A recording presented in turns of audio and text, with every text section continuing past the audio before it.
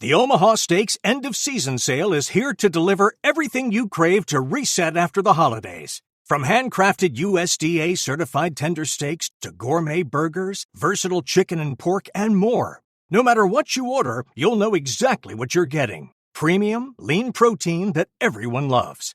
And right now, get 50% off site-wide at omahasteaks.com. Plus, get an extra $35 off with promo code AUDIO at checkout. Omaha Steaks has delivered high-quality steaks and other proteins for over a century. Ideal for when you want something delicious, and every bite is backed by their 100% satisfaction guarantee.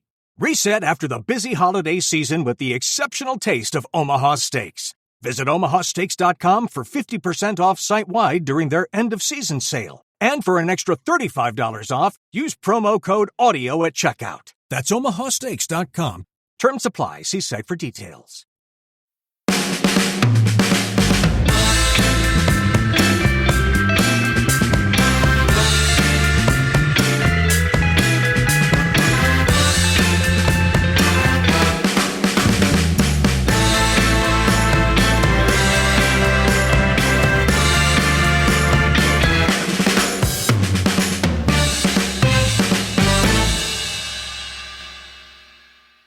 So, you're at OT today. What did you make of United's performance and maybe some of the new boys? Well, I thought it was okay. I think that... Let's start with the positives. In an unconventional move, I'm going to start with the positives.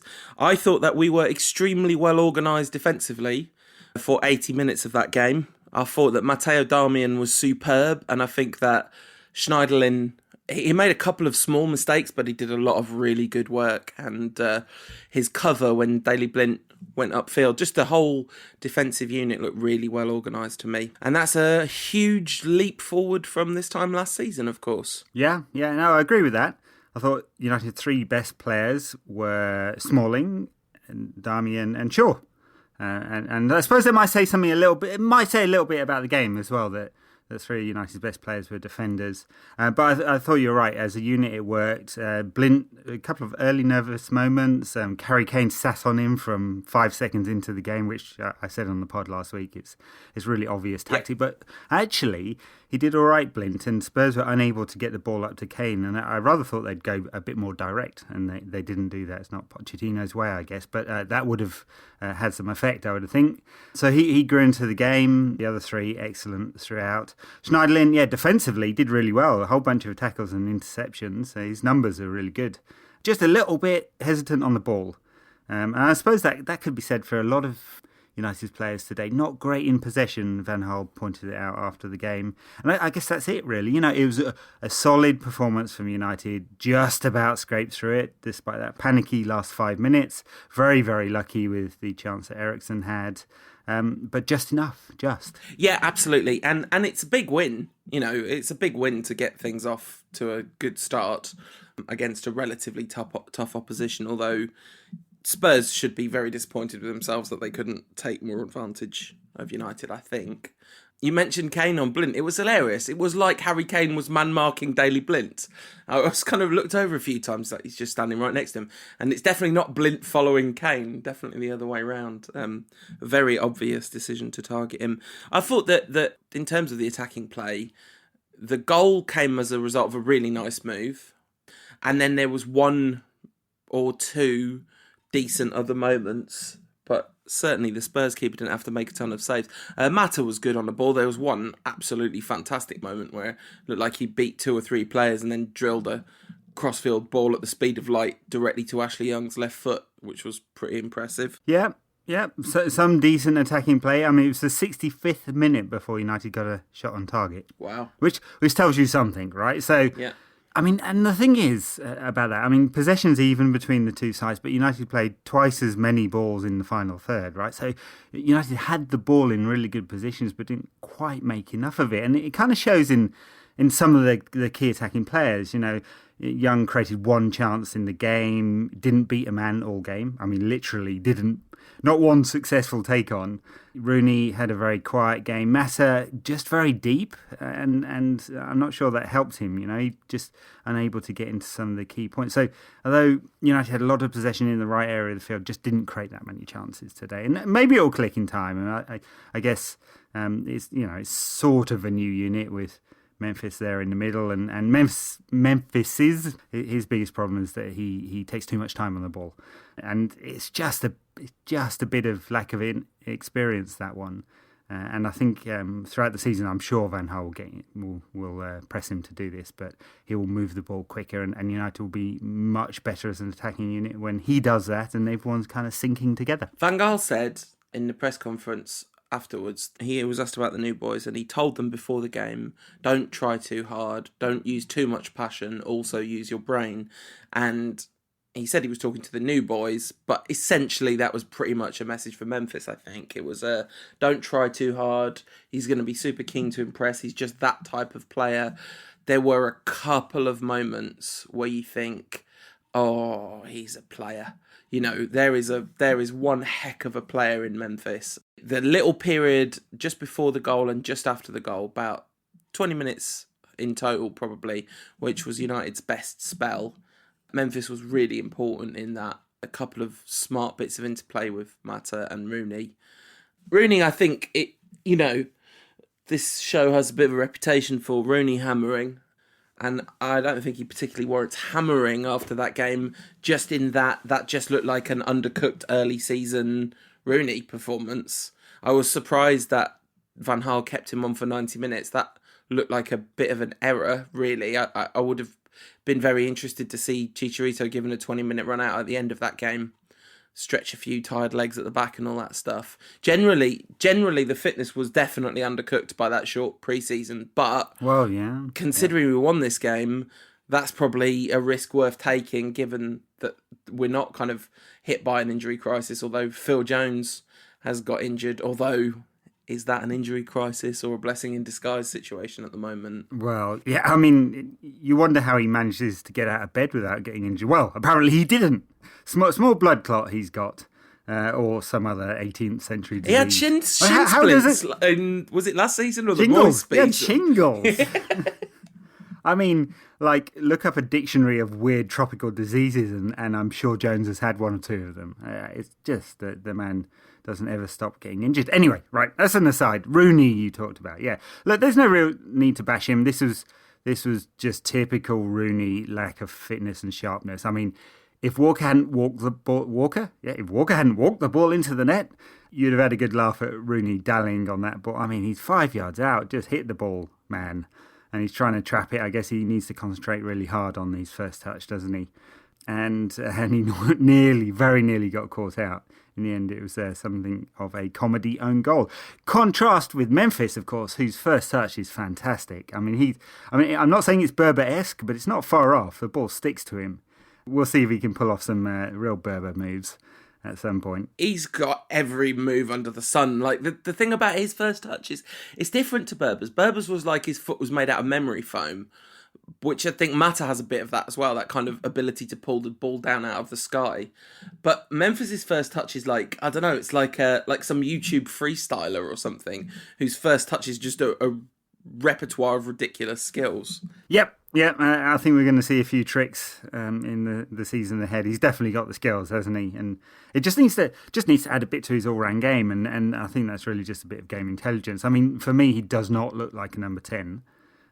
Because he's just not going to dictate the play in that kind of way. He just doesn't use the ball in the right way. That said, he was so far up the field, he actually, in terms of average position, he was further upfield than Rooney today. So United just played a straight 4-4-2. For all that talk in the summer of 4-2-3-1 through the tour, and would Van Gaal play a 4-3-3? No, it was an old-fashioned 4-4-2 with Adidas 3 stripes down there. I mean, it's classic 1980s stuff. And Memphis was right up there with Rooney. I tell you, as a frenemy of the Rantcast at Pheno76 pointed out on Twitter, the new shirt is very popular amongst the much-going populace. I mean, obviously, like new shirt day, there's the first day of the season. There's always a good number of new shirts in Old Trafford, but my goodness me, it looked like 2/3 of the ground were wearing one. It was a staggeringly noticeable change. The people of Manchester and their deep and passionate love for Adidas has not gone away in the 20 years that they've not been sponsoring us or whatever it is. Rantcast brought to you by by no one. Yeah, well, no, exactly. Yeah, for now. No logo here on Rantcast. Hey, listen, lads, get in touch. That's all I'm saying. So other notable things about that, look, the real positives, fantastic performance from Darmian. Shaw looked just really good and energetic. He played so far up the pitch. He was like a second winger with Young, Smalling commanding and a leader. And the amount of times he's pointing out to the rest of the defensive unit. He was the guy organising everyone. What a change in Smalling from red card against Manchester City. Proper defender now. Schweinsteiger came on, looked good, if a little ponderous. We'll put that down to fitness. So lots and lots of things you can take out of this game, even if the performance was, on the meh side. That are just super positive and you can feel good about, And I think that's good. That there's definitely a few concerns though. So concern number one, is Rooney ever going to get sharp enough to lead the line? Because if that's Rooney for the rest of the season, that's definitely not good. Yeah. And that's definitely a problem. I'm not sure that as good as Blint got through the game that he can't be got at. I'm sure he can be got at. I think that's the first time I've ever seen him playing a flat back four. So that's one. And then the other one is the keeper. Because I tell you what, if we're going with Romero, he did okay. He did okay today. He made 3 decent saves, but there's some goals in him, definitely. I wish my default reaction to thinking about Romero being in goal for us was not to kind of chuckle, because it ain't going to be funny at some point. You were talking before we started recording. You were talking about the one he palmed out to the penalty spot that Schweinsteiger cleared, and Mark from the Red Mancunian podcast, who met up with after the game, was saying it's not going to be long before there's an opposition player standing on that penalty spot, and that won't be good. Just check out YouTube for seriously. Don't showreel. There's a dozen. Do it. You're scared. You won't sleep tonight if you do that. If you do, just have some cute kitten's Twitter feed open in a different window to kind of cleanse your soul afterwards, because Romero's worst moments are bad. It was lovely to see that he got a really nice response from the kind of, because they came out first, the keepers, and there was not many in Old Trafford, but he got a big response from the people that were there, and he was giving it the old thumbs up round the ground, and that was nice. And then when he went into his goal at each half, he got a big reception and a big wave. Gave a big wave at the end of the game too. So that was nice. He obviously felt welcomed, and that's good. But we can't, Sergio Romero. You can't. I mean, I can't even get the sentence out. You can't have Sergio Romero as your number one goalkeeper unless you've got an incredibly solid back four or a devastating attack, because he's just not a fantastic goalkeeper. He's okay, and he's quite good at some stuff. He made a fantastic case for being United's backup goalkeeper. Absolutely. And that's good. I'd rather he was our backup goalkeeper than Lindegaard, probably. I was even a little bit surprised that Sam Johnson, I think I predicted that Sam Johnson would start. I was a bit surprised that he didn't. Well, Van Gaal broke his own philosophy. I mean, as Romero can't have much match rhythm. He didn't have any time in pre-season, so Johnson played the most of anyone. Van Gaal was asked about that in the press conference afterwards, and said that it was Wednesday when the staff had decided that, and then Thursday when they told De Gea, and that was when they discussed with De Gea, he said, and that it was Thursday when Romero started training with the first team squad. So we spoke last week about Van Gaal throwing Valdez under the bus. He pretty much threw Dave under the bus in his Friday presser. I mean, he said the guy's not in the right. Well, he said he's not in the right frame of mind. You expect a player to be able to cope with this. He can't cope with this. We can't play him. We don't want this. We want to be able to get the best price for our player. Basically, I mean, it's not as hard as he was on Valdez, but he's basically saying that the guy cannot be trusted to focus on the game, which is pretty damning. I guess so, but he didn't say he said he would expect De Gea to be able to handle it. But I think he said you can't expect De Gea to be able to handle it, which is a kind of softer, more human thing than he did to Valdez, which is basically saying he's a scumbag and I want him out. Lovely shot of De Gea, Valdez and Lindegaard all sitting in a row. De Gea looked like pretty comfortable and relaxed in his suit as he was walking into his seat. Yeah, Valdez couldn't even be bothered to wear a club suit. Can you blame him, honestly? Like, from the rumours of stuff going around, Van Gaal moving Valdez's training stuff into the under-21s training room and all that kind of malarkey. But yeah, I mean, I don't know if he threw De Gea under the bus so much as he's just... You ask Van Gaal a question, and if it's a question he can answer, he'll just tell you what he really thinks. And I don't think it's unreasonable for De Gea to be kind of freaked out and uncomfortable by the overall situation and not sure of whether he's coming or going. And I guess he would have wanted the situation to be sorted long before now. It's interesting because the Woodward and the club received a lot of praise for the kind of playing hardball line until the story came out that De Gea wasn't going to play, and the kind of mood completely turned on the club. Like, oh, we should have sorted this out this months ago. And I'm sure if you kind of go through the same thing that go for those same people saying that, and you'll find a lot of people that were glad that Woodward was playing hardball at the time. This is part of the consequence of hardball, right? Well, I guess it is, yeah. But also, we've seen this with other players. I mean, Luis Suarez in Liverpool a couple of seasons ago, where the player buckled down and had a fantastic season. So I guess that's what we were expecting from Dave, and it just feels like he's been a little unprofessional if he can't pull it together. Or maybe it's just Van Gaal, and he's kind of so much of a micromanager that he wants 100% focus even if he's got a worse keeper between the sticks. The reason why the mood has turned, though, is because the scenario now is that United are backed into a corner. They're either going to keep a player who's unhappy and can't play for the next year and then lose him on a free next summer, or they've told Real Madrid that they've got a player who's unhappy and doesn't want to play, and that is not a very good negotiating position, I'm afraid. There's only one buyer here, and we're going there saying we want as much money as possible. I'm afraid the only one buyer will go, no. I mean, when Van Gaal was asked basically that question in slightly less direct terms, he said De Gea can definitely play come when the end of the transfer windows happened.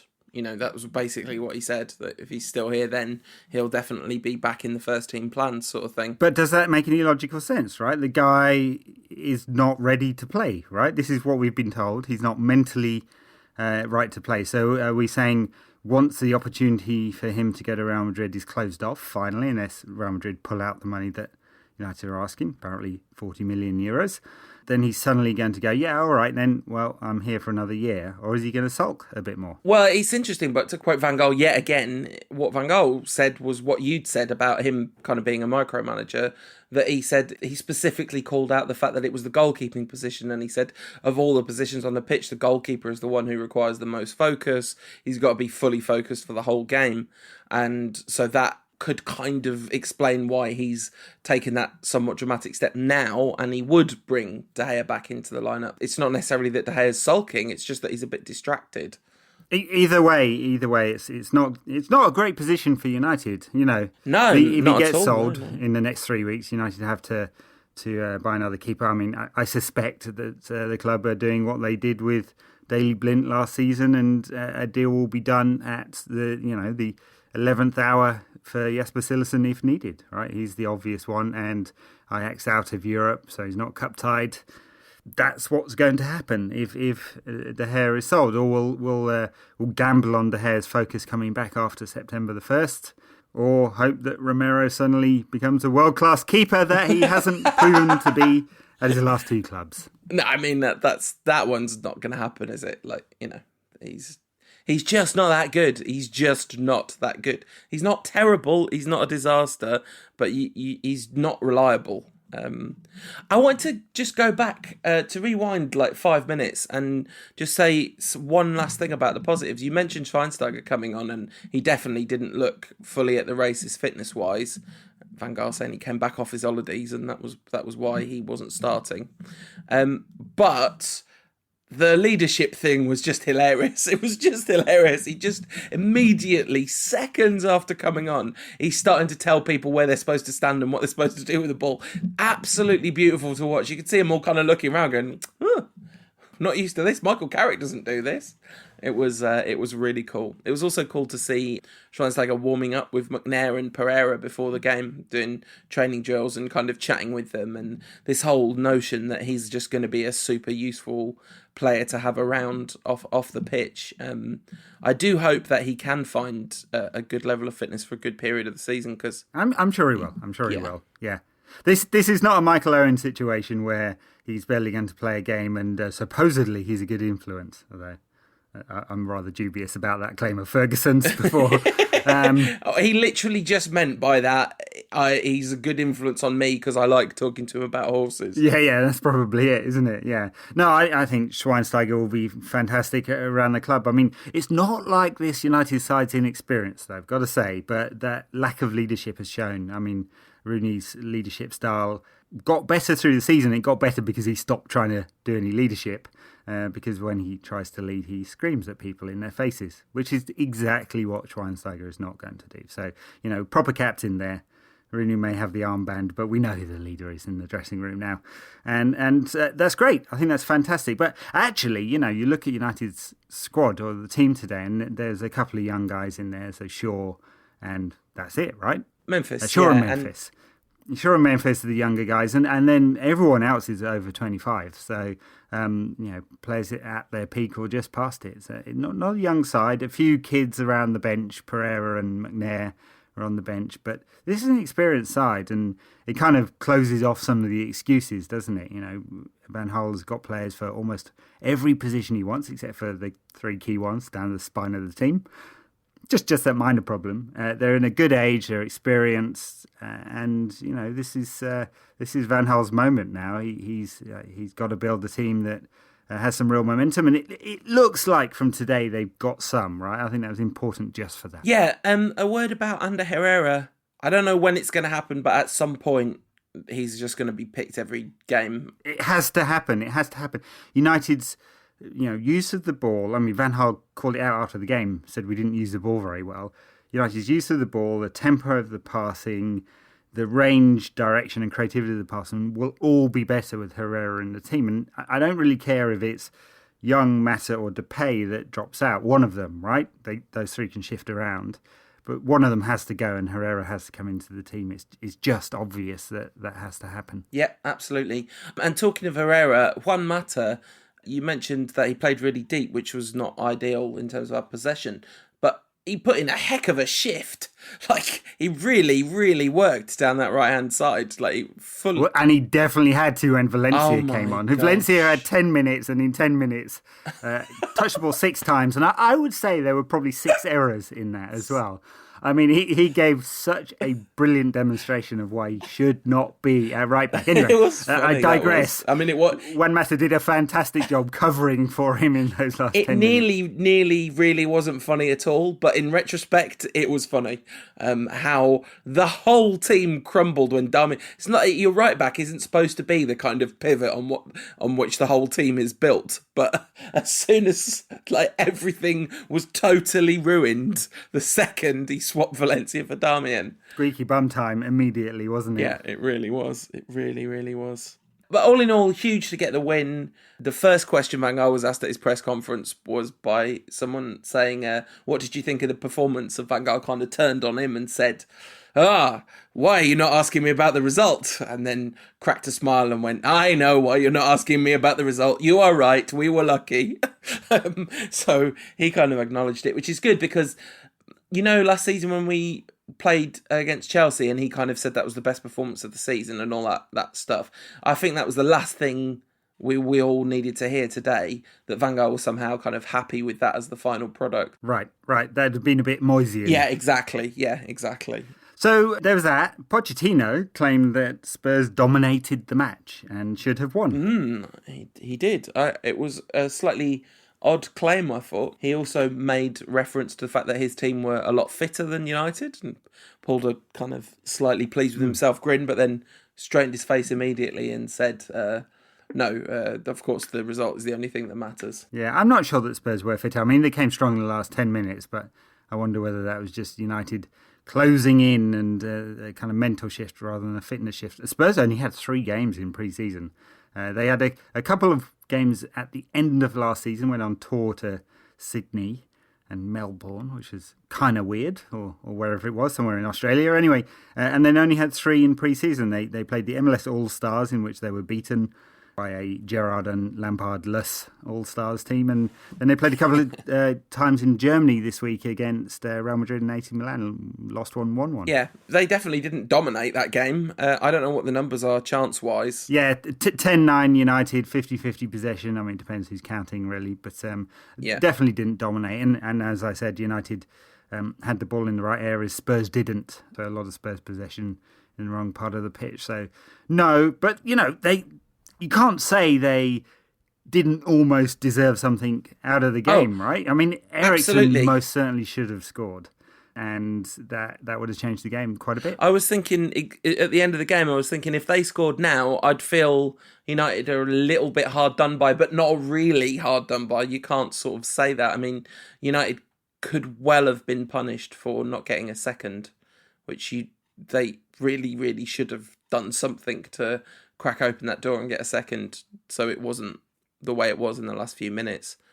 Alderweireld looks very good, putting an amazing cross right down at the end of the game. Yeah, he's a good player. He's a very good player. Spurs did well to usurp Southampton's already agreed contract with Atletico Madrid. Not exactly morally correct from Spurs, but there you go. Yeah, I'm going to tell you what. I'll tell you what my lessons are from this game. Right, aside from the goalkeeper situation, which we can't fix right now. Let's hope Marcus Rocco gets fit quickly. Yeah. That one, yeah. We need Ander in the side, yeah. And I would most definitely swap around Mata and Memphis. Yeah. Just it Mata in the hole and Memphis wide left and or Young right. Or I drop one of them and Ander comes in. Yeah, exactly. You have Mata on the right, Memphis on the left, Ander in at 10, and then you've got...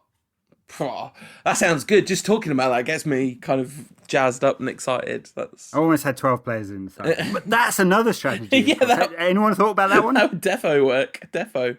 I had a super fun day, Ed. I got to sit in the press box and go to the conference and stuff. Lou Van Gaal sang a song, which was kind of ideal. Yeah, he's 64. Hasn't he got to retire or something? He said, this is kind of slightly telling, he said, every lyric of that song is my dream. So it's like he just wants someone to take care of him and to get to hang out with his grandkids in a cottage on the Isle of Wight, apparently. So I'm pretty sure he's not going to be signing a contract extension, even if he wins the Champions League next season. Yeah, I think the wife is demanding they move to their castle in Portugal. Yes, so. Not the Isle of Wight, yeah. The Algarve. yeah, Algarve, Isle of Wight, kind of similar. The Casa de... Get one over Koeman or whatever it's called. That's right. Yeah. But yeah, so it was a nice moment. It was a pretty exciting day for me. Very good. Very good. So we said we'd talk about Spurs. We've done that. A good victory for United. Yeah. We said we'd talk about transfers. I mean, it's obvious what United need, isn't it? It's obvious what we need. What is far from obvious is whether we're going to get it and in what form, and whether there'll be a surprise left in the next couple of weeks, because I'd be surprised by a surprise. That's the fundamental nature of a surprise. But it wouldn't be a massive shock if we pull off a huge transfer between now and the end of the season. Given what happened last season, given the fact that Di Maria's left, I guess, are we still thinking Pedro's coming? Is that still the good word on the street? Yeah. The word seems to be that they're negotiating a fee. What are they doing? It seems ridiculous to me that they're trying to negotiate a fee. I don't understand why. It's 5 million euros or whatever is what we're talking about. It's like these stories saying his buyout clause is 22 million. The club only value him at 17 million because of resale value. What are they talking about? Like, resale value? We just give our players away when we're finished with them as a kind of act of generosity to the players' service or whatever. I know, it's really funny. Van Gaal was talking about that, saying we've bought a lot of players for a lot of money and we've sold them for not much money. So we have to sell De Gea for a lot of money, which basically he's saying he's a player of the year twice. Yeah, we've set the pattern here. I mean, he's got a buyout clause, but buyout clauses in Spain are not really buyout clauses, because if you actually activate the buyout clause, you pay a ton of tax. So it's cheaper for them to either bring in their imposters and do the Ander Herrera style deal, or actually pay what Barcelona want, which is more than the £22 million. Right, I see. I didn't realise that Barcelona were asking for more than that. That makes sense then in that case.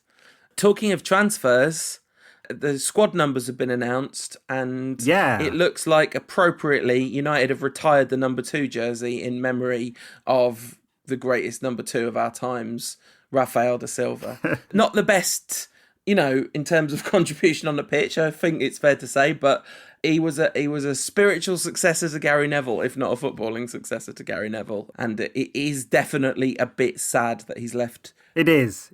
I'm surprised they didn't give Darmian the number 2, and Shaw didn't get number 3 either, even though he moved numbers. Because Shaw was number 3 last season, wasn't he? Or have I made that up? Yeah, he was. Yeah, and now he's 23. But I don't think that's him not having 3. I think that's him taking a shirt number he likes. And I suspect Darmian probably stuck with 36 out of choice as well, I would imagine. I don't like this. Maybe I'm just an old fogey. I want it to be 1 to 11, your best players, and then you go up from 11 to your worst player, who's number 50. Well, number 7 was the lowest outfield number on the pitch today. It's wrong. It's wrong. The only, in fact, not just the lowest outfield player on the pitch, right? The lowest numbered player on the pitch, full stop, because Romero's number 20. So that's it's tough for you. I know. They begin to look like a tactics board. It's a telephone number they've got on their back. I like it. I like squad numbers. I like the kind of associations that come. What they really should have is their transfer fee and wages on the back, because that's all everyone talks about anyway. Memphis has gone for Memphis 7, which, listen, the number 7 shirt it's pretty cool. It's the number 7 shirt's taken a bit of a battering in recent times, but Memphis 7 could bring it back, couldn't it? That could bring it back big time. Let's hope so, because Owen and Valencia sullied it, and then Di Maria disrespected it. Yes. Yeah, he's gone. He hadn't gone by the time we last recorded a podcast. He has gone, yeah, and Van Gaal talked about how much United will miss him, and they will. And I know people don't kind of buy that. They go, oh, well, he has had such a bad season. I mean, the only player into double figures with the CSC creates a lot of chances per game. I mean, I talked earlier about Ashley Young. He doesn't create. He just does not put up the big numbers. So people were, I think, generally in praise of his performance today, just catching the general vibe. But he failed in 6 out of 6 take-ons. He created 1 chance, and that was his 1 key pass as well. His pass completion was in the mid-70s. His numbers all look bad, right? So whereas Di Maria, you can kind of guess what his game would have been. It would have been low pass completion, created 4 chances, got 2 assists and scored a goal or something, right? Well, that's pretty optimistic. And that's why that's pretty optimistic, season. But that's why United will miss him. I mean, yeah, United definitely will miss him, and Di Maria is definitely fundamentally a better footballer than Ashley Young. But, the thing about Di Maria is it's discussed at polar opposites. There are people that think, oh, Van Gaal just ruined him and wasted him, and there are people that think he's a cowardly snake who doesn't have any bottle. It's like the accusation that Di Maria doesn't have any bottle is very poorly informed, I would say, just because he's a player that's demonstrated quite a lot of bottle throughout his career. Like, he was booed to the high ceilings at the Bernabeu, and then he kind of fought his way back to being this beloved figure in that club, and I sort of thought that was what was going to happen here. And it just was a terrible match, wasn't it? Van Gaal, Manchester, Di Maria, it was just not just didn't work. Yeah, I guess so. I mean, I would have agreed with you more, but for what happened in the summer, and so I think my feelings about him, not emotional particularly, because I don't find I was ever invested in him. But my feelings are weighed towards the Di Maria did not give all that he needed to. And I don't mean that in a kind of cliched way of trying hard on the pitch or something like that. So there was just too much of the touch of unprofessionalism about what he did. Yeah, I agree. I totally agree with that, by the way. I'm not saying that he should be absolved of responsibility whatsoever. But I totally agree about the unprofessionalism thing. Anyway, shall we move on? Do we have any Twitter questions this week? Anyone want to ask us a question that is not related to Taylor Swift? What is it about the songs we play at the end of this podcast, Ed? You said on Twitter this week, 234 episodes. easily the most feedback we've got in total over that time is not about anything to do with football whatsoever. It's just about the song we pick at the end of the show. Who's healthier, asks at Phil Mahone, Phil Jones or Mr. Burns? Just about Phil Jones, but it's getting closer. Yeah, I mean, I don't know what you have to do with Phil Jones. I would send him to a nuclear plant if that would fix him, you know? Maybe a bit of kind of morphed DNA would help. We've kind of addressed this, but Anucal R says, how do we solve the issue of playing under Herrera? And I think there are really two options, aren't there? There are to go to an authentic 4-3-3, where you play Memphis, Rooney and Januzaj, Pereira, one of those, maybe even, or Mata as wide right. And then you play Herrera, Schneiderlin and Schweinsteiger or Carrick, presumably, in the middle. And that seems like it would work. Or you play a 4-2-3-1 with Herrera at 10, Memphis on the left. They kind of sound like similar options, but Herrera's a box-to-box midfielder, isn't he? He can play 10 very well, but he also has he puts up hell of defensive numbers when he plays. Yeah. I mean, I think the Herrera-Mata combination sort of on the right side of Mata as an inside forward, Herrera as the right side of three in the middle would work very well. I don't see Van Gaal ever playing with a natural number 10. He just hasn't ever, right? So, well, he kind of did with Holland, right? I mean, yeah, but not for United. I see. At no point has it actually happened. Just in those first few weeks when it was all terrible, he played Rooney there for a bit, and he played Mata there for a bit when Rooney was injured. But no, really, he kind of gave up on it as soon as Rooney got injured. Really, right? Yeah, Mata didn't play at 10 very often, and he's really the one natural number 10. Rooney certainly doesn't play like a classic number 10 at all. So anyway, that's a way of getting Ander in the side. I think he just has to be in there. I mean, he just has to be in there for the balance of the side, to use Van Gaal's terminology. You know, he's the guy who's going to move the ball around quickly and up United's tempo. Otherwise, it's slow. And we know this from last season as well, don't we? We know the difference that Herrera being on the pitch makes to the whole flow of the game for United. At SIMBV says, do you think Kyle Walker was a surprise striker? Yeah, nice finish. Yeah, lovely finish. So unnecessary as well. Van Gaal said the chance was created through pressure. They gave the ball away once through pressure and then they kicked the ball into their own goal through pressure. There was no pressure on Kyle Walker whatsoever. None. I guess... None. Mata did very well to win the ball. Smart pass to Young, and Young's putting a decent ball into Rooney, right? And Rooney has then, adopted super slow-mo mode on the iPhone as he's tried to touch take the ball in stride and put it in. And Kyle Walker just did not need to do that. I mean, he probably could have taken a couple of days, got Rooney's autograph, and then tackled him. I do think Rooney was quite close to striking the ball with his right foot at some point in the next few seconds. But yeah, anyway, Walker would definitely have been better giving Rooney a chance to miss there. At Rigel V says, which creative players do you think we can pick up from the market? Van Gaal talked about needing to replace De Gea, basically. So Pedro is not a De Gea replacement. Like, Pedro's never had double figures of assists in the league season.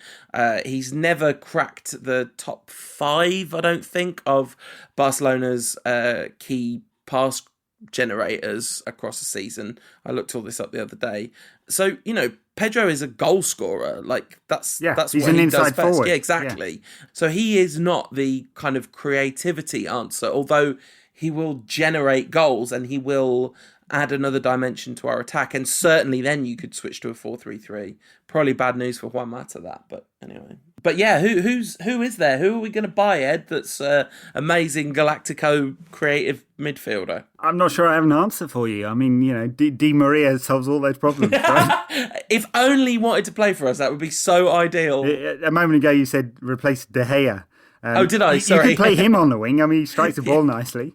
And he doesn't need as much focus and concentration, so he could probably play there even though his head's gone. So I think you asked me that exact same question at the end of last season, didn't you? And we had a few stupid guesses about who United would buy, and I think I said Felipe Anderson at the time. Right. And he would still be a fine purchase, And I think you can get Jay at Data Rant, Jay, who writes some of the data articles on United Rant, made a very good argument for not buying another striker and buying a right winger as a kind of pseudo way of upping United's goal scoring chances, and Felipe Anderson would fit into that.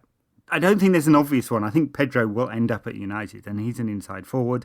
It'll be interesting to see if Van Gaal plays with two inside forwards in Memphis and Pedro supporting Rooney, or whether he can keep Mata in the side. Absolutely. The market, I don't know, it'd be quite good if we could buy Gareth Bale, but that doesn't seem that likely. Not going to happen. No. So many questions about Antonio Valencia. At Nick Gilbert 86 says, can Valencia's lack of positional awareness be addressed through training? The dip when he replaced Darmian was scary. It was scary, and I don't think it can. I feel like surely the training on that sort of level has to happen from when you're quite young. It's got to be quite hard to totally learn a new position. Like, Valencia was not terrible at right back for all of last season, but he's just not a proper right back, is he? I'm not sure what a proper he is. He's not a proper winger either. He doesn't like to put in a cross and doesn't like to take anyone on. Do you remember that game we went to together? I think it was Newcastle. No, it wasn't Newcastle. I can't remember who it was, but he played as part of the midfield three in a 3-5-2 and just knocked a ball inside over and over again. It was really effective and good. He's all right when he does that, passes it 5 yards sideways. I'll tell you who would fit United, a kind of attacking creative player, Koke from Atletico Madrid. That would be a very good for United's balance. Sorry, just popped into my head. Right. While I was thinking about it. Not a winger, but a kind of creative attacking player. Yeah. Then you've got to try and fit him in the side somewhere. That's all right. You play 5 creative attacking players behind a static forward. Poor old Rooney. I mean, seriously, I don't know. This is the season. Rooney's got a very, very big season ahead of him because I don't think Van Gaal is just going to accept total mediocrity from Rooney for the whole season. I just don't think it's... Are we sure? No, we're not sure. But, he ditched Van Persie, didn't he? Without too much of a flicker of emotion. I suppose Rooney's ties with the club run... Well, not I don't suppose. I know Rooney's ties with the club hierarchy and structure run deep, and you wonder if Van Gaal and Rooney got into it, who would end up winning that fight, Yeah, sure. Shearer had that at Newcastle for years. The problem is the player's power diminishes as he's less effective. And it's 3 years since Rooney's been properly effective. Friend of the Rantcast, Mary, says, do you think Van Gaal really believes that our central defensive options are good enough to win leagues and cups? No, he wants to. In fact, I'm sure of this. I'm sure he doesn't. It's part of the reason why we've got the slightly oddball structure at the moment is because he doesn't trust his defenders. So he's sitting 2 defensive players in front of his back 4 at the moment. He played straight 4-4-2, which of course gives him twitchy bum or whatever he called it. But he's got 2 defensive players in front just to lock that down a little bit. Still didn't quite work, only just worked. At the _Broomhead says, will Depay make a better number 7 than Bebe? Oh, what a great old throwback to the fact that it was at the _Broomhead who won the classic Rantcast giveaway, the best thing we've ever given away, which was a Bebe 7 shirt. Bebe shirt. Yeah. Wow. Awesome. Another one that's just sprung to my mind. Now, this would be a very good purchase, although definitely not going to happen. Kevin De Bruyne, who puts up awesome numbers. I don't know whether you saw much of him last season. It's not just that he's grown as a player, but his numbers are fantastic. I think he got in the 20s in assists or something like that in the Bundesliga last season. So I'm just going to intersperse this podcast with random creative attacking players that we could buy now. Maybe. That'd be good. All right, so on to a subject that I feel I can speak somewhat definitively about now after all this football talk. At Stu_1512 says, do you think Blind is in danger of going from best to worst hair in one fell top knot? He was playing up against Chadley and there was like two top knots up against each other for quite a lot of that game, and then some sort of samurai style clash of top knots. Listen, I'm far too old to judge young people for their hairstyles. If he wants to do that, good luck to him. But the long flowing locks, I miss them. At DG Ched says, what aspect of the way we played was different to last season? Well, I think that's an interesting question, and I think the very clear and obvious answer to that is defensive organisation.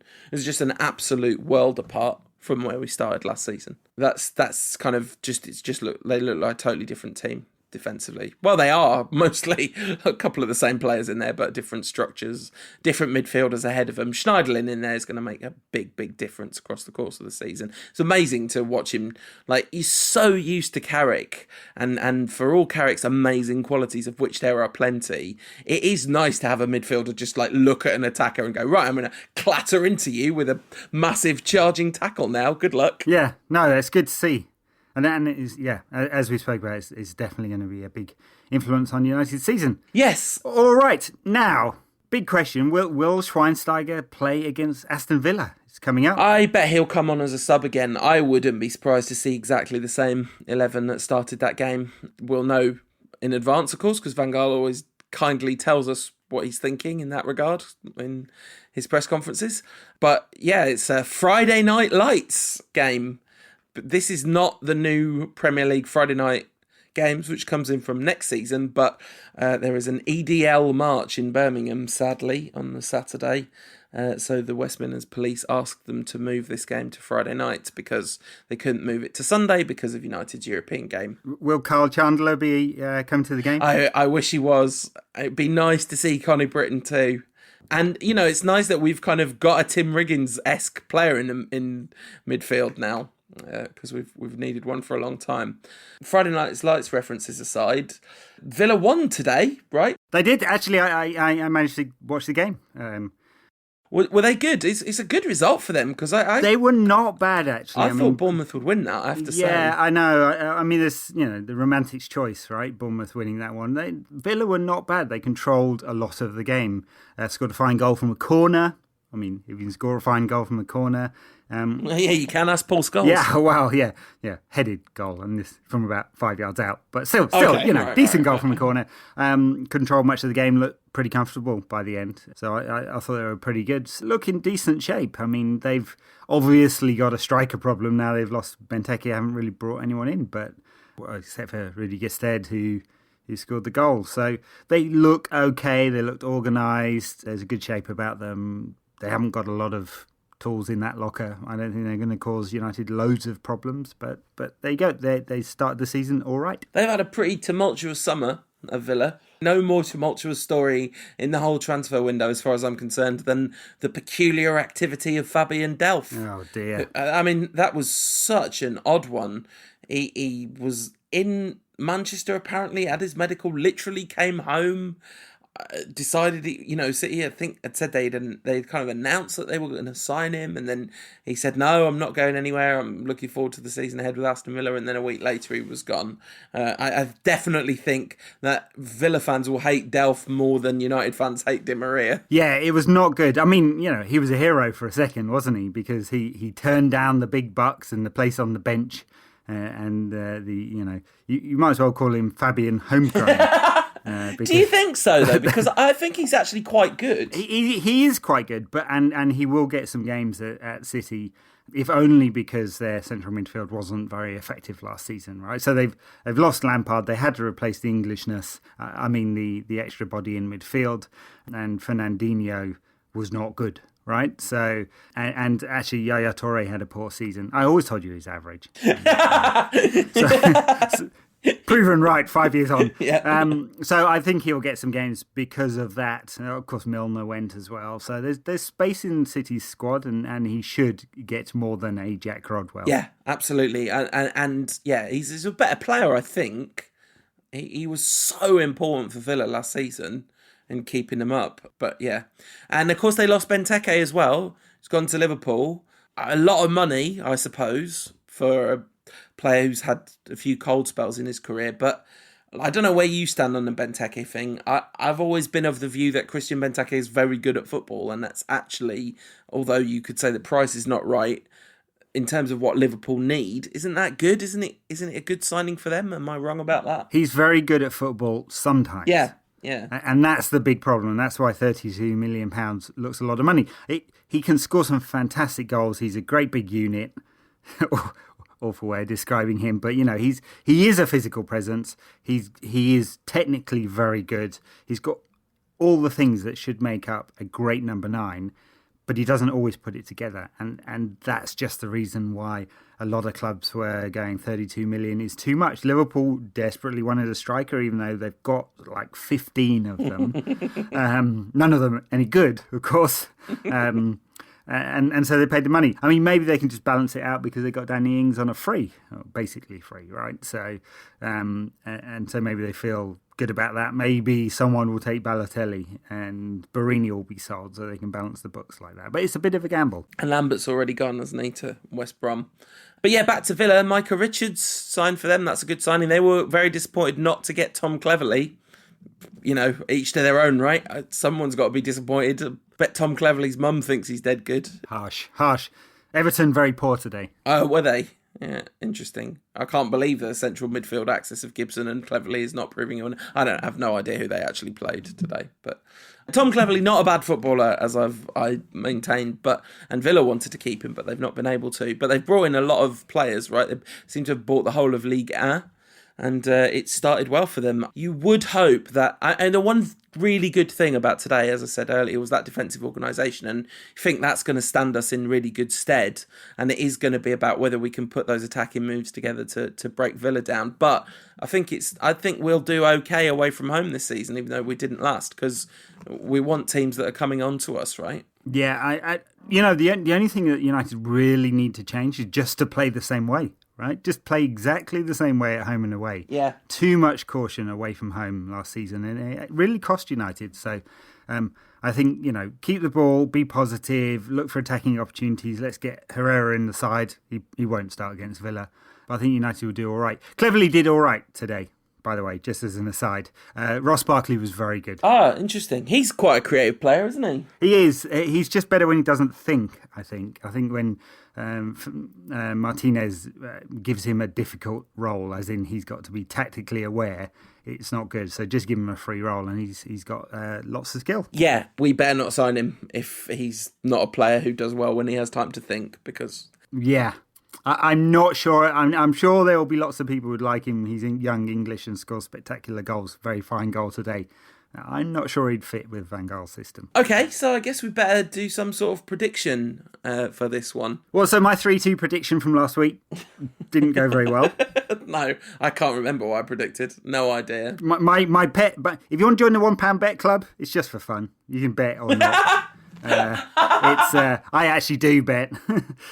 My £1 bet today was Kane, Rooney, and Memphis to all score. Okay, so that didn't happen either. What I would like to know is you did £1 bet club last season, right? Did you finish ahead by the end of the season? £4.50 up. So I bet £1 on every game. So United had 40 something, low 40s. So £4.50. Well done. Up. That's good. Across the season. Just makes me want to bet more. Don't do it, kids. It'll be the £10 bet club next. No. That's dangerous territory. Do you have to bet on what you say on the podcast, or do you get to make up your bets? No. I make up a bet. I put it in the match preview that I do on United Rant, and I'll stick it on the £1 bet club page. Yeah, maybe. I've never seen it. It's a post. Maybe I should make it a page. Yeah. I probably should. Yeah, so you can find on a £1 bet club page, and I'll just track them through the season. It's just silly fun. Much like Fantasy League. Someone pointed out this week that my average performance in Fantasy League was somewhere around the 2 millionth mark. I think that's because I do my team for the first week and then just leave it. Yeah, there's a Rantcast League. You always do United Rant League, but there's a Rantcast League too. I don't know the code, otherwise I'd send it around, because you can join as many leagues as you I think you have 15 max, but that's a lot of leagues, isn't it? Anyway, I'll send you the code for the Rantcast League, Ed. It's called the Super Rantcast Great Time Happy League or something like that, as you would expect. I set that up. I'll come in and piss on those chairs. Hi, Jim. So we should make these predictions that we've been talking about for 20 minutes. I'm going to predict a 2-1 win to United. Yeah, that's a good shout. Yeah, okay. I'm going to go with 2-1 as well. All right, nice. So the one thing we can all be entirely sure of is that the game will not finish 2-1 now. So if you would like to get hold of us between now and next week's show, you can get me on Twitter at UTDRantcast, get Ed at United Rant, get us both at facebook.com/United Rant. Read what Ed has to say on unitedrant.co.uk and read my stuff if you would like to on the Bleacher Report. We've changed the name of the donate page to more accurately reflect its purpose. Basically, it's a virtual tip jar, which is one of the things that podcasts sometimes do. So go to unitedrant.co.uk/tip-jar if you want to chuck us a tip for the podcast. And if you'd like to donate us your kidneys, yeah, you don't have to, or anything like that, you can do that too. It's totally optional. We're not you have our solemn promise that at no point will United Rantcast be behind a kidney-based paywall. Maybe firstborn. All right. We could start eating small children. Or not. That just got really unpleasant really quickly. Thanks, Ed. I don't want to end the show now. That's not a good note. All right, here to cheer you all up, here's a little bit of Louis. See you next week. Louis, your birthday today? 64, the Beatles had a song. 64, when I'm 64. And when you hear what they are singing, all my wishes are fulfilled. This podcast is part of the Sports Social Podcast Network.